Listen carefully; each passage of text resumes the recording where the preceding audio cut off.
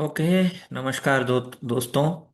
तो यस, जैसे मैं कल बता रहा था कि सारे देवता आपके अंदर ही हैं। मतलब इसका मतलब ये नहीं कि बाहर देवता नहीं है। S above so below, S without so with in. बाहर भी हैं अंदर भी हैं, लेकिन अंदर कॉन्शियसनेस के रूप में है, और आप उस कॉन्शियसनेस को जागृत कर सकते हैं, इवॉल्व कर सकते हैं और कनेक्ट कर सकते हैं। तो ज्योतिष में इसका बहुत बड़ा एग्जाम्पल है हमारा खुद का राशि चक्र, और उसमें देवता का नाम भी मेंशन रहता है। लेकिन काफी लोग उसको यूज भी नहीं करते। ओके। जैसे कि आप देख सकते हैं इधर, जैसे कि D2 चार्ट हो गया। ओके। D2 यानी प्राण। जैसे कि आप कैसे सांस ले रहे हो और आप रिसोर्सेस को कैसे डिस्ट्रीब्यूट कर रहे हो।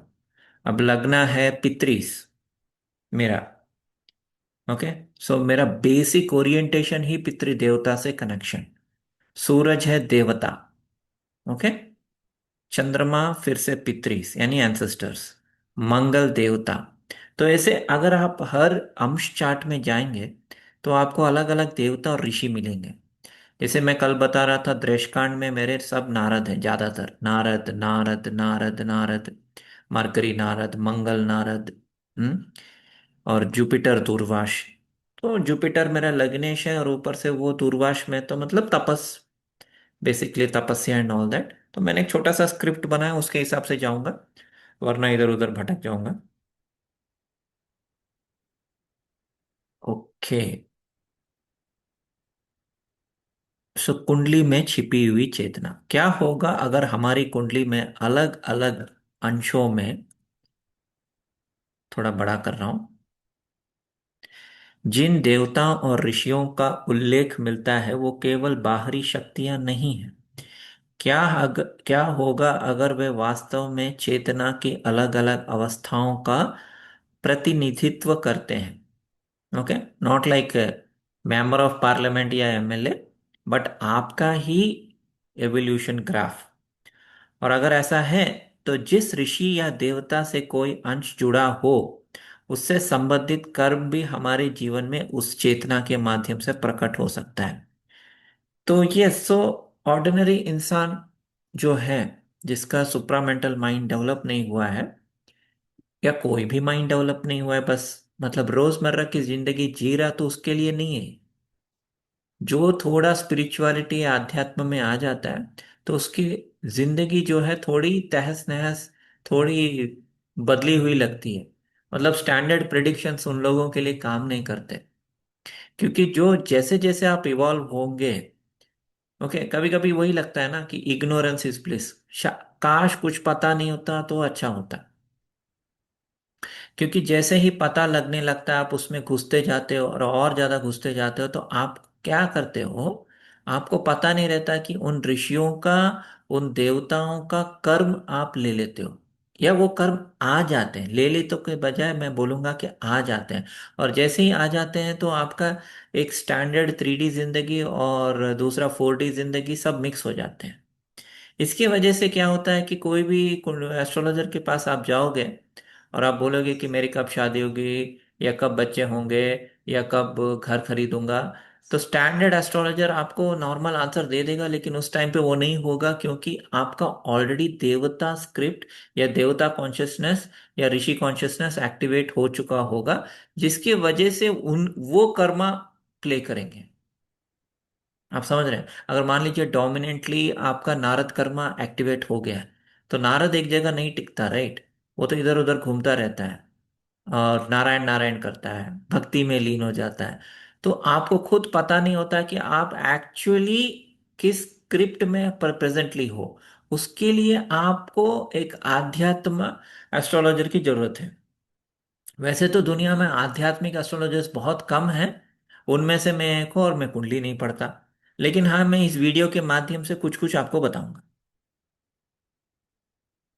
यहाँ एक बहुत महत्वपूर्ण बात है, हर चेतना की हमारी कुंडली में मौजूद है, जरूरी नहीं कि जागृत भी हो। Right. It is like kundalini जो सोया हुआ, कॉन्शियसनेस अवेयरनेस सोया हुआ है, वो एक संभावना हो सकती है, एक बीज हो सकती है। अगर हमारी चेतना उस स्तर तक विकसित होती है तो वो बीज सक्रिय हो सकता है। लेकिन अगर हम उस स्तर तक विकसित नहीं होते तो वो चेतना हमारे भीतर सोई हुई रहती है। इसलिए कुंडली, कुंडली is like kundalini only, okay. इसलिए कुंडली केवल एक नहीं बताती हमारे साथ क्या होता है, शायद ये हमें ये बताती है हमारे भीतर कौन कौन सी चेतनाएं जागने की प्रतीक्षा कर रही हैं। समझ रहे हैं? तो मैं आपको D3 का कल एग्जाम्पल दे रहा था, तो जैसे कि मेरा कुंडली में बीच बीच में जाऊंगा, मैं दिखाऊंगा। देखिए, लग्न नारद, सूरज नारद, मंगल नारद, मरकरी नारद, इतने सारे नारद का अर्थ क्या है? तो D3 यानी दृष्टांत में हम आमतौर पर भाई बहन, साहस, प्रयास और कई दूसरे जीवन क्षेत्रों में जोड़ते हैं। मतलब हाँ, कितने भाई बहन होंगे, राइट, उनके साथ रिश्ता कैसा होगा, मैं कितना पराक्रमी हूँ, ये सब D3 के माध्यम से। ऑफ कोर्स कोई एस्ट्रोलॉजर आप जाएंगे तो वो नहीं देखते हैं, लेकिन देखना चाहिए। एज पर सरावली एस्ट्रोलॉजर, सरावली का जो राइटर है कल्याण वर्मा, वो ये बोलता है कि एक ज्योतिष को ये सारे अंश चक्र को देखना, क्योंकि हर अंश चक्र में एक राज छुपा होता है। फॉर एग्जाम्पल D2 आपका मनी है, D3 भाई बहन, D4 प्रॉपर्टी, ओके, D7 बच्चे, D10 Karma, okay, D12 parents, D16 आपके व्हीकल्स, मतलब कौन कौन सा, क्या मर्सिडीज होगा कि बजाज चेतक होगा, D20 स्पिरिचुअलिटी, D24 सिद्धि। ऐसे हैं अंश चार्ट, कोई देखता नहीं है, ट्रस्ट में, ओके। इसके ऊपर बाय द वे मैंने बहुत सारे बुक्स लिखे हैं, और इंडियन रीडर्स के लिए मैंने सिर्फ 50 रुपये रखा है। तो अगर आपको चाहिए तो आप मुझे जीमेल कर सकते हैं। तो ये एट ए अगेन ऊपरी लेवल D2, ओ प्रॉपर्टी, नहीं, D2 इज इट, हाँ, D2 इज मनी, ऐसे देखते हैं। D4 प्रॉपर्टी देखते हैं, लेकिन अगर आप D2 का अंश देखेंगे तो आप देखेंगे कि वहां पितरी है, देवता है। ये क्या है भाई साहब? अगर ये सिर्फ पैसों के बारे में बात कर रहे हो तो पितरी कहाँ से आ गया? नॉर्मल नेचुरल सवाल है ना। ये सवाल मुझे कई साल सताया, इसके वजह से मुझे अपना कॉन्शियसनेस को इवॉल्व करना पड़ा। फाइनली जाके मुझे समझ में आया, और मैंने वो सारे बुक्स लिख डाली लास्ट ईयर, ठीक है। तो D3 में नारद, दूर्वाश, ये सबका क्या अर्थ है? और ये एक्टिवेट होता है, एक तरह से डेंजरस ही है ना, क्योंकि आप स्पाइडरमैन, सुपरमैन की तरह एक्टिवेट हो रहे हो।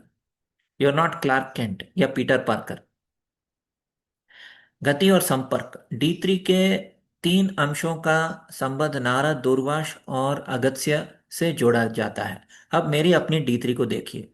मेरा लग्न सूरज, मंगल, मरकरी, राहु, केतु, यानी 6 महत्वपूर्ण बिंदु नारद अंश में है। तो सवाल है कि नारद कौन है? नारद केवल एक ऋषि नहीं है जो एक जगह बैठकर ज्ञान देते हैं। पुराणों में नारद अलग अलग लोकों के बीच में जाते हैं ड्यू टू ए श्राप। वे सूचना लेकर जाते हैं, वो देखते हैं, वे सुनते हैं, वे संवाद करते हैं, वे अलग अलग संसारों को एक दूसरे से जोड़ते हैं। अगर हम नारद को एक चेतना की अवस्था माने तो नारद चेतना का अर्थ केवल यात्रा नहीं होता है, यह सूचना क्षेत्र और दूसरे सूचना क्षेत्र में चेतना का जाना। जैसे मैं कर रहा हूं, मैं अपना नारद कर्म कर रहा हूं, एक दुनिया से दूसरी दुनिया, एक विचार से दूसरा विचार, एक ज्ञान प्रणाली से दूसरी ज्ञान प्रणाली, राइट। और यही मेरे लिए नारद चेतना का सबसे महत्वपूर्ण अर्थ बन जाता है। मेरे भीतर लगातार यह प्रश्न चलता रहता है, ये जानकारी की कहाँ और कहाँ जुड़ती है, इसका संबंध किसी दूसरे विषय में है क्या? क्या दो बिल्कुल अलग अलग दिखाई देने वाली चीजों के पीछे कोई एक ही पैटर्न है क्या? आपको पता है, मैं 10 साल से वही कर रहा हूँ। इसलिए मैं माइथोलॉजी से एस्ट्रोलॉजी में जाता हूँ, एस्ट्रोलॉजी से साइकोलॉजी, साइकोलॉजी से साइंस, साइंस से वापस माइथोलॉजी में आता हूँ।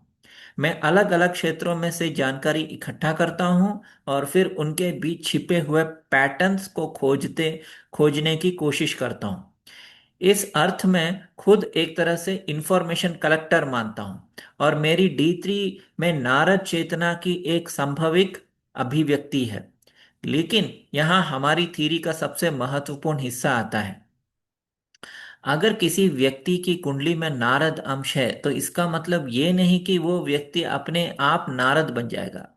चेतना की संभावना और चेतना की अभिव्यक्ति दो अलग चीजें हैं।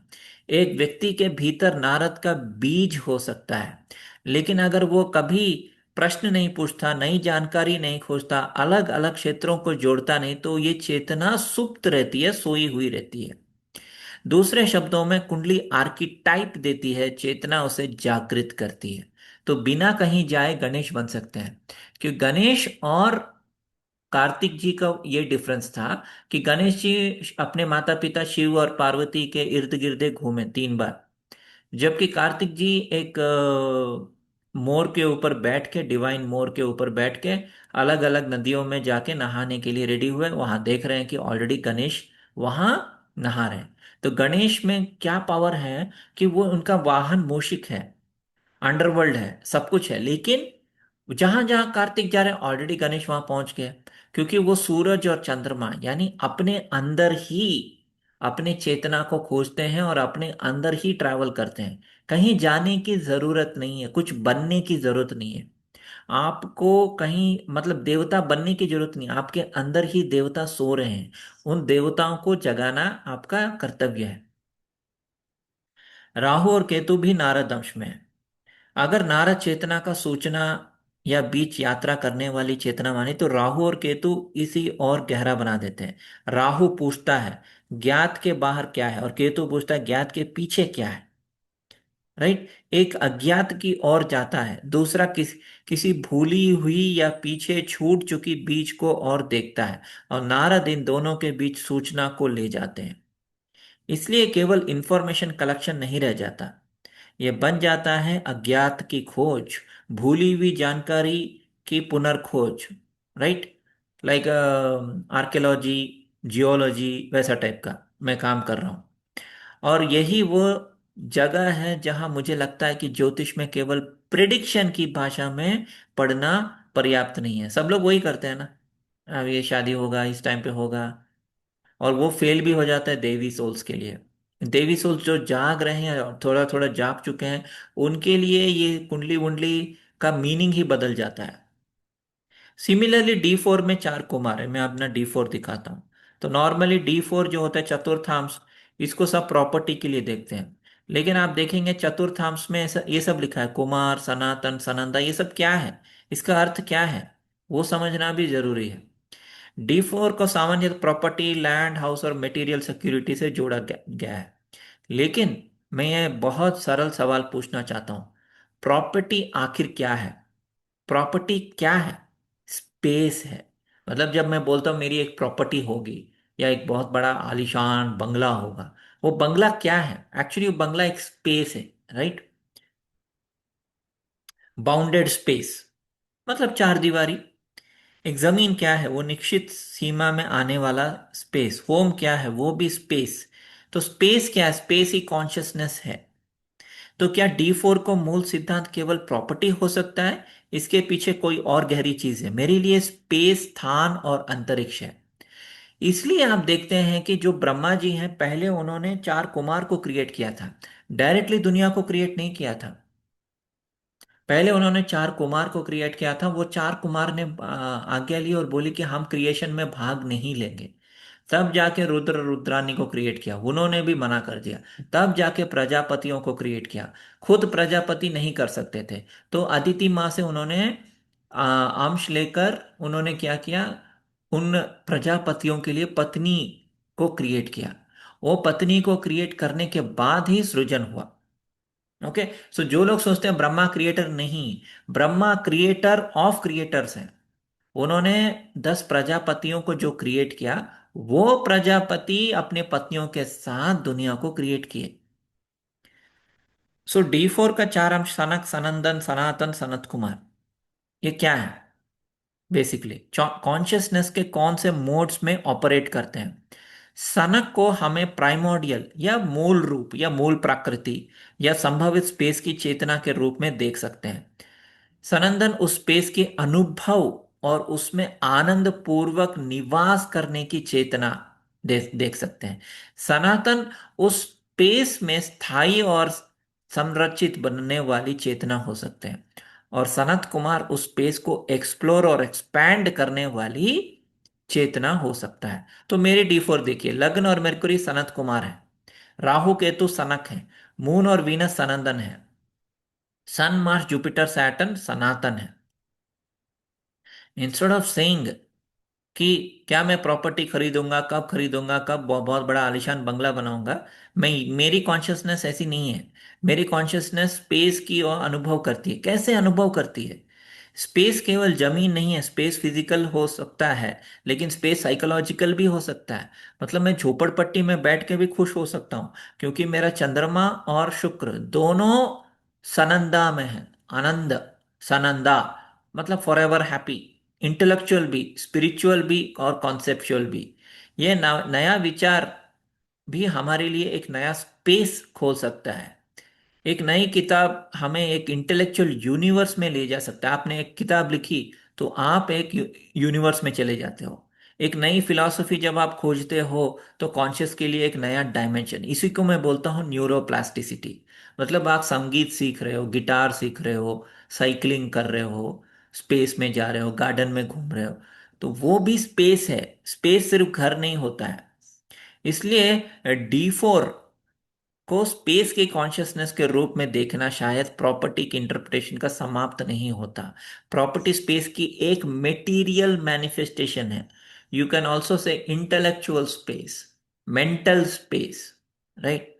तो अभी मैं दिखा रहा हूं ना, कि जैसे कि मेरे चंद्रमा सनंदा है, तो माइंड इज ऑलवेज आनंदित, आनंदित। मुझे एक आलिशान बंगले की जरूरत नहीं खुश होने के लिए। एक झोपड़पट्टी अगर क्लीन है तो काफी है मेरे लिए। मैं वहां भी बैठ के खुश हो सकता हूं, क्योंकि मैं एक्सटर्नल प्रॉपर्टी के लिए वेट नहीं कर रहा हूं खुश होने के लिए। आप समझ रहे हैं? तो D4 को ऐसे देख सकते हैं। सेम वे मैंने ये बताया है कि आप ऋषि कॉन्शियसनेस में भी जा सकते हैं। तो फॉर एग्जाम्पल D3 में आप नारद देख सकते हैं, जो मैंने ऑलरेडी बताया है, राइट? D4 में चार कुमार मैंने बता दिया। ओके, ये रिपीट कर रहा है इधर। ओके, D7 में आता हूं। D7 केवल संतान नहीं है, सृजन की चेतना है। तो बहुत सारे राइटर्स, ऑथर्स, एक्टर्स, इनके बच्चे नहीं होते, उन्होंने शादी नहीं की, या शादी की लेकिन बच्चे नहीं, तो क्या वो क्रिएटर नहीं है? क्या उन्होंने कुछ क्रिएट नहीं किया? जनरली D7 को संतान बोलते हैं, लेकिन संतान का एक बहुत ही लिमिटेड मीनिंग ले आया है लोगों ने। पराशर ऋषि ने संतान बोला है, लेकिन संतान नहीं है D7। संतान मतलब इधर हम सिर्फ बच्चों को नहीं, इवन क्रिएटिविटी को भी देख सकते हैं। इसीलिए D7 में आप देखिए इक्षुरसा, क्षरा, क्षीरा ऐसे अंश होते हैं, क्योंकि आपका कॉन्शियसनेस जो है वो क्या क्रिएट कर रहा है, किस परिस्थिति में क्रिएट कर रहा है। जैसे कि सूरज जो है क्षरा है, मतलब जब it comes to father experience थोड़ा सॉल्टी है, ओके, जिससे मैं क्रिएशन का एक पार्ट कर सकता हूं। चंद्रमा इक्षु रसा है, बहुत ही स्वीट है। इक्षु रसा का मतलब है गन्ने का रस। यही मैं बता रहा था कि ललिता माँ का मेरे ऊपर आशीर्वाद है, क्योंकि लग्न भी इक्षु रसा है, चंद्रमा भी इक्षु रसा है। सो दैट इज ललिता माँ, Lalita Tripura Sundari consciousness. So that is why I am creating sweet things, right? सिर्फ बच्चा क्रिएशन नहीं होता। बुक्स मैंने किए हैं, 100 बुक लिखे हैं, वीडियो मैंने 2700 बनाए हैं, ये सब भी बच्चे हैं, क्योंकि ये क्रिएशन है। तो ये भी आप एक्चुअली अपने कुंडली में देख सकते हैं। शुक्र मेरा घृत में है, घृत यानी घी, ये भी मधुर टेस्ट है, घी भी अच्छा है, मेरे को घी बहुत अच्छा लगता है। जुपिटर मेरा सुधा जल में है। सो जुपिटर रिलेटेड कॉन्शियसनेस जो है, सुधा जल मतलब प्योर वाटर। मैं आपको प्योर नॉलेज दे रहा हूं, मतलब इसमें कोई मिलावट नहीं, कुछ नहीं, क्योंकि जुपिटर वैसे भी ज्ञान है, विस्डम है। तो मेरा जुपिटर सुधा जल में है, तो मैं आपको क्या क्रिएट करके दे रहा हूं? सुधा जल। ओके, ऐसा नॉलेज आपको कहीं नहीं मिलेगा, बुक में भी नहीं मिलेगा, क्योंकि पराशर ऋषि ने सिर्फ संतान बोल के छोड़ दिया। अभी वो संतान सब लोग ने संतान ले लिया, तो क्या रविंद्रनाथ टैगोर या और कौन कौन है जिनके बच्चे नहीं है, राइट? उनका एग्जाम्पल लेना पड़ेगा। बिल्कुल भी बच्चे नहीं है, लेकिन उन्होंने बहुत बड़ी बड़ी चीजों को क्रिएट किया, राइट? सिमिलरली आप देख सकते हैं D10। ओके, नहीं तो वीडियो लंबा हो जाएगा, तो मैं D10 तक आके रोक दे रहा हूं। तो कुबेर है, मेरा लग्न कुबेर है, तो मेरा कर्म क्षेत्र D10 मतलब कर्म क्षेत्र, D7 is creativity, D10 is कर्म क्षेत्र। कर्म क्षेत्र मेरा लग्न कुबेर है। कुबेर का मतलब ये नहीं कि मैं पैसे वाला हूं। कुबेर का मतलब है मैं गार्डियन हूं, मैं नॉलेज का गार्डियन हूं। अगर मैं पैसा क्रिएट करता तो मैं पैसों का ट्रस्टी बनता, जैसे टाटा ट्रस्ट। लेकिन मैंने नॉलेज क्रिएट किया है, उसका मैं गार्डियन हूं। कुबेर कोई ये नहीं। इनफैक्ट आपको पता होगा कुबेर के ऊपर ही रावण ने अटैक किया, कुबेर को भगा दिया, राइट, रंभा के साथ बहुत गलत किया। तो मैं वो कुबेर हूँ जो रावण के हाथ या सिस्टम के, क्योंकि रावण सिस्टम है, राइट, तो सिस्टम की वजह से मैं मतलब पीछे रह गया। तो मैं, लेकिन मैं कुबेर हूं, मैं अपना धर्म निभा रहा हूँ। ओके। सो लेकिन लोग क्या करते हैं, कुबेर यंत्र लेके पूजा करते हैं, सोचते हैं बहुत सारा पैसा आ जाएगा। सूरज इस इंद्र, तो सूरज जो है मेरे को इंद्र का ब्लेसिंग्स दे रहा है, मतलब राजा बनने का क्षमता। But Raja in what, spiritual field, क्योंकि मेरा कर्म क्षेत्र is about guardianship, it is about helping people. चंद्रमा मेरा ईशान्य में है, तो मतलब मेरा मन जो है, चंद्रमा मन है और माँ भी है, लेकिन because I am looking at D10 जो कर्म क्षेत्र है, वहां ईश्वर है, मतलब ईशान्य मतलब खुद भगवान शिव। तो भगवान शिव के कॉन्शियसनेस में मेरा चंद्रमा रहता है। चंद्रमा मतलब मन या हृदय। मंगल यानी करेज, साहस, वो यमराज में है। तो जब मैं काम करता हूं कर्म क्षेत्र में, मैं बहुत ही ज्यादा डिसिप्लिन्ड हूं। किसी ने मेरे यम को भी बहुत खराब बोला था, आई थिंक 1 मंथ पहले। लेकिन Yamraj is discipline, Yamraj is नियम, कानून, मतलब एक दायरे में रह के काम करना। मरकरी यानी मेरी जो वाणी है, बुद्धि है, वो है अगेन कुबेर है, यानी मेरा हर समय इंस्टिंक्ट रहता है कि मैं ज्ञान को प्रोटेक्ट करूं। जुपिटर मेरा अनंत में है। सो जुपिटर कर्मा जो है वो अनंत है, मतलब it is infinite. It is also Anant Shesh, like you can say Kapil Muni, Patanjali, it is like Ramanujacharya, वैसे टाइप का ज्ञान है। शुक्र मेरा वायु में है, तो शुक्र मेरे को इंस्पायर करता है ये कि नॉलेज सबको बांटो, तो वो मैं कर रहा हूं। सैटर्न यमराज, राहु यमराज, केतु यमराज, तो 4 प्लैनेट यमराज में है। इसका मतलब है मैं बहुत न्याय मूर्ति हूँ। न्याय और धर्म मेरे लिए इंपॉर्टेंट है। सो जैसे कुछ लोग बोलते हैं ना, नहीं सब मन का खेल है, कुछ अच्छा बुरा नहीं होता, हाँ सिर्फ मन के अंदर है अच्छा बुरा। नहीं, धर्म के हिसाब से मैं ऐसा नहीं मानता। धर्म के हिसाब से अच्छा बुरा होता है। फॉर एग्जाम्पल, अगर मैं एक कॉकरोच को भी मार रहा हूँ या चींटी को भी मार रहा हूँ, मेरे हिसाब से वो अधर्म है, क्योंकि नेचर मुझे ये हक नहीं देता कि मैं उसे मारूं। हाँ, तो जब ये धर्मशास्त्र की डिबेट होती है कि मान लो सांप आपको अटैक कर रहा है, क्या आप उसको मार सकते हो? हाँ, लेकिन वो भी अगेन सब्जेक्टिव है। क्या अगर आप उस क्षण सांप को हानि ना पहुंचाते हुए, सांप आपको हानि ना पहुंचाते हुए, क्या आप सांप को एक जगह ले जाके उसको फ्री कर सकते हो? तो करो। लेकिन हाँ, नहीं बहुत डेंजर है, टाइगर है या सांप है, तो आप उसको थोड़ा इंजूर कर सकते हो। लेकिन इट ऑल डिपेंड्स, ऐसा नहीं है कि आपने बहुत बड़ा बुरा कर्म कर दिया है, क्योंकि आप अपने बचाव के लिए कर रहे हो। ठीक है। तो मैं वैसा टाइप का हूं, आई ऑलवेज सी द, क्या बोलते हैं, न्याय शास्त्र, उसके हिसाब से मैं एक्शन लेता हूं। कोई बेमतलब का ट्रोल कर रहा है, तो ये तो सिर्फ मन का खेल है, तो करने दो। ऐसा नहीं हूं मैं। ट्रोल कर रहा है वो खराब है तो खराब है। कुछ लोग बोलते हैं गुस्सा बहुत खराब चीज होती है, हाँ गुस्सा खराब चीज होती है, बेमतलब का गुस्सा। मैं गुस्से वाला हूं, लेकिन मेरा गुस्सा जायज है मेरे हिसाब से, क्योंकि मैं किसी को मार वार नहीं रहा हूं ना। मैं बस देख रहा हूं कि कौन बेमतलब का ट्रोल कर रहा है, बेमतलब का अटैक कर रहा है, तो मैं उसको हाइड कर देता हूं। बाद में मैं ऐसे बहुत सारे लोगों को अनब्लॉक करता हूं, लेकिन क्या होता है कि वो सुधरते नहीं है। सेम बिहेवियर, सेम जैसे कि IS 333 जो है ID, अभी तक 15 बार ब्लॉक हो चुका है, 4 4 साल में। हर बार आता है, शायद जानबूझ के ही करता होगा। ए भाई साहब, भाई साहब भी नहीं बोलता है, ये ब्रो क्या चल रहा है। मतलब मैं सीरियस वीडियो बना रहा हूँ, लेकिन वो आके जानबूझ के तंग करता है। मुझे तो यही लगता है, क्योंकि ऐसा तो नहीं हो सकता ना कि 15 बार ब्लॉक होने के बाद भी मतलब तुम्हें बुद्धि नहीं आया हो। तो इट इज बेसिकली उसका नियति है। जैसे बिच्छू का नियत है कि वो डंक मारे, सांप का नियत है कि डंक मारे। सेम वे IS 333 का नियति है कि वो इंसान बनना ही नहीं चाहता बेसिकली। इंसानियत उसके अंदर है ही नहीं। तो वो क्या करेगा, आके जानबूझ के तंग करेगा। राइट। तो इसको मैं बोलूंगा कि वो मतलब लोअर कॉन्शियसनेस फॉर्म है। ओके, मैं थोड़ा डाइवर्ट हो गया लास्ट में आते आते। तो पीड़ा देते हैं ना लोग, तो इसलिए थोड़ा लास्ट में आते आते ऐसे बोलता हूँ। ओके। सिमिलरली आप दूसरे देवता भी देख सकते हैं, they are all states of consciousness. जैसे कि मेरे पेरेंट्स यानी D12 सूर्यांश में बहुत ज्यादा अही है, सर्प है, यानी नाग है। ओके। सो मैं नाग जो है वंश जो है उससे मैं ताल्लुक रखता हूँ। ओके, क्योंकि बहुत सारा नाग नाग नाग नाग है। देन सिमिलरली D20, D20 में प्रचांगिरा है, चंद्रमा मातंगी में है।